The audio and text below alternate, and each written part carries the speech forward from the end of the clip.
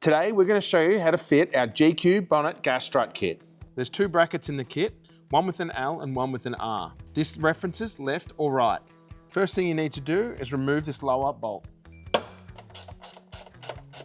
Secondly, we need to do is loosen up this top bolt. Now this is quite tricky to get to, so you can either remove your scuttle panel, or I've found that if you undo some of the plastic clips, you can move the scuttle panel enough to be able to get a ratcheting spanner up there. Some of these plastic clips can be a little hard to remove, so if you get a flat blade screwdriver or a trim tool, you can stick it under the edge, apply some pressure and undo them. Now with a little bit more room, you can come in from the top here and just loosen that top bracket off. Now there should be 4 supplied bolts with your kit. Put the top one in, but don't do it up all the way, leave it loose. Okay, now sliding the bracket under the bolt that you've kept loose and then fitting the bottom bolt. Now you can do that up all tight.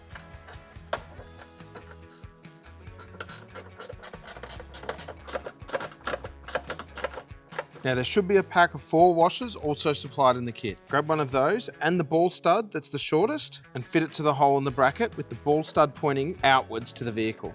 Now these are a serrated nut, so it's recommended to do it up from the ball side. Now the bracket's all fitted up, it's now time to do the top. You need to remove the bolt that's closest to the front of the vehicle. With the ball stud with the longer thread, then put a washer on it and screw it into that hole. Once that's secured, it's now time to fit the gas strut. The shaft of the gas strut should be pointing downwards and they should just push and clip on. Now to line this up, you may need to push your bonnet up further.